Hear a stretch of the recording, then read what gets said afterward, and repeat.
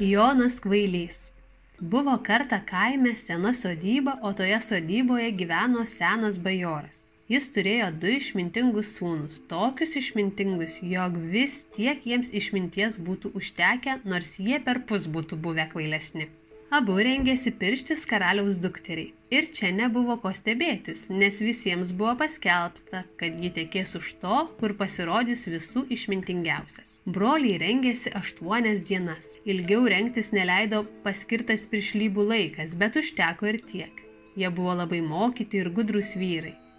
Vienas atmintinai mokėjo visą lotynišką žodyną ir galėjo atpasakoti, kas buvo parašyta vietos laikraštyje per 3 metus. Nuo pradžios iki galo ir atvirkščiai. Kitas puikiausiai žinojo visus cechų įstatymus ir galėjo visados pasakyti, kaip, kada ir kur turi elgtis meistras. Be to, jis mokėjo gražiai siuvinėti petnešas, turėjo miklius pirštus ir gerą skonį. Ir vienas ir kitas tvirtino, karalaitę gausiu aš. Tėvas padovanojo jiems po gerą žirgą. Tam, kur mokėjo mintinai žodyną ir laikraščius, žirgą juodą kaip smala. O tam, kur žinojo cechų įstatymus ir mokėjo siuvinėti, žirgą baltą kaip puta. Broliai lūpas išsitepė žuvų taukais, kad lengviau būtų kalbėti. Susirinko į kiemą visi tarnai žiūrėti, kaip jie sėdasi ant arklių. Atėjo ir 3 brolis. Vadinas buvo 3 broliai, tik 3 nebuvo laikomas broliu. Jis buvo netoks mokytas kaip vyresnieji, todėl jį ir vadino Jonu kvailiu.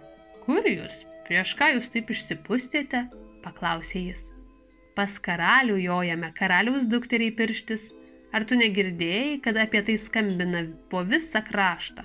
Ir jie viską papasakojo.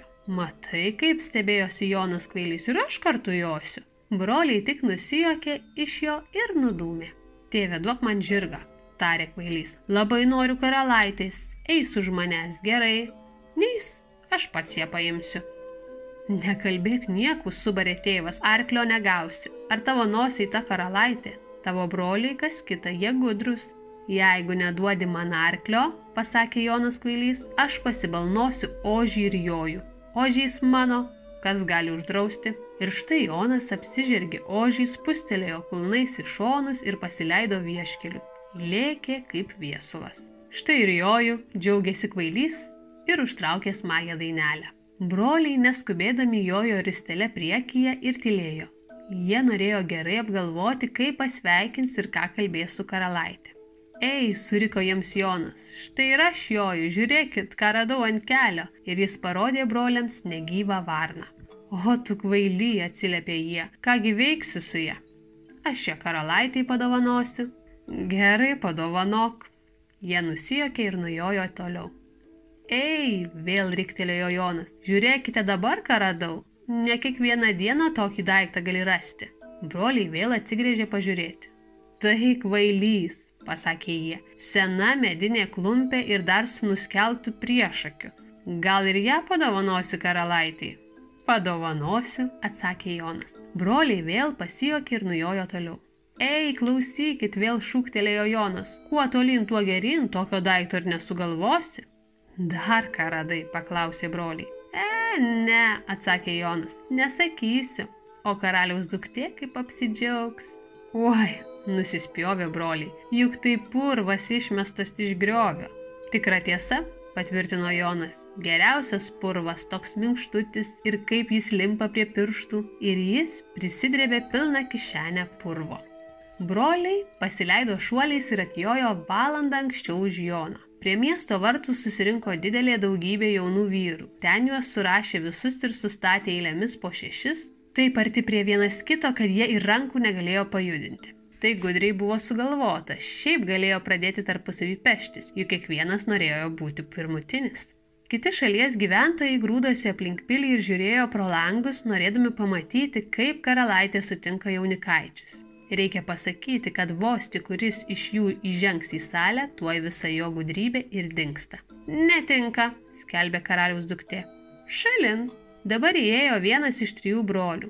Tas, kur mokėjo atmintinai žodyną, bet jis, belaukdamas eilės, viską buvo jau užmiršęs. Einant grindys girgždėjo, lubos buvo iš veidrodžių ir jis galėjo save matyti aukštinkojom. Prie kiekvieno lango stovėjo 3 raštininkai ir savivaldybės tarėjas. Jie užrašinėjo visus čia pasakytus žodžius, kad juos galėtų įdėti į laikraštį. Toks laikraštis buvo pardavinėjimas prie kampo už 2 šilingus. O kambaryje dar kūrenosi krosnis, jį degė labai kaitriai, jo šonai buvo raudoni kaip žaryje. Koks karštumas, prašneko pagaliau jaunikaitis. Šiandieną tėvas viščiukus kepa, tai ir karšta, atsiliepė karaliaus duktė. Pralemeno jaunikaitis. Jis nesitikėjo, kad jų kalba bus tokia. Niekaip nemokėjo pratarti nei vieno žodžio, nors ir labai norėjo sugalvoti ką nors linksmesnio. Pakartojo jis. Netinka, pasakė karalaitė. Šalin. Ir jam reikėjo išeiti. Tada įėjo antrasis brolis. O, kaip čia karšta, pasakė jis. Mes viščiukus kepam, paaiškino karaliaus duktė. Ką? Ką? Paklausė jis. Ir visi raštininkai užrašė. Ką? Ką? Netinka, pasakė karalaitė šalin. Paskui buvo Jono kvailio eilė. Tas į vidų įbrazdėjo raitas ant ožio. Koks pasiutęs karštumas, susiraukė jis. Tai aš viščiukus kepu, pasakė karaliaus duktė. Kaip gerai, tarė kvailys. Gal ir aš pasičirškinsiu savo varną? Žinoma, atsakė karalaitė, o kaip tu ją kepsi, nėra nei keptuvės, nei puodo. Aš turiu, atšovė Jonas, ištraukė seną klumpę ir padėjo ant jos varną. Tos varnos pietums užteks, pasakė karalaitė, o padažą iš kur imsi? Ogi mano kišenėje yra, atsakė Jonas, turiu per akis.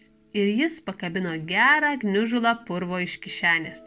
Tas man patinka, džiaugsmingai tarė karaliaus duktė. Visada tu rasi atsakymą. Tau žodžio pirkti nereikia ir aš už tavęs tekėsiu. Tik žinok, kiekvieną mūsų pasakytą žodį užrašo, o kitą dieną jis jau atsiduria laikraštyje. Matai, prie kiekvieno lango stovi 3 raštininkai ir dar vienas senas tarėjas, o tas visų pavojingiausias, jis nieko nesupranta.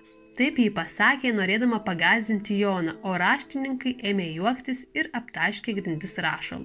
Štai kur puikūs vyrai, sušuko Jonas kvailys. Gerai, tam tarėjui duosiu didžiausią porciją. Suliktais žodžiais jis išvertė kišenę ir tarėjui veidą išmurzino su purvu. Puiku, pagyrė karalaitė. Taip ir aš nebūčiau sugalvojusi. Bet nieko, dar išmoksiu. Taip Jonas kvailys tapo karaliumi, gavo pačią ir karūną ir atsisėdo į sostą.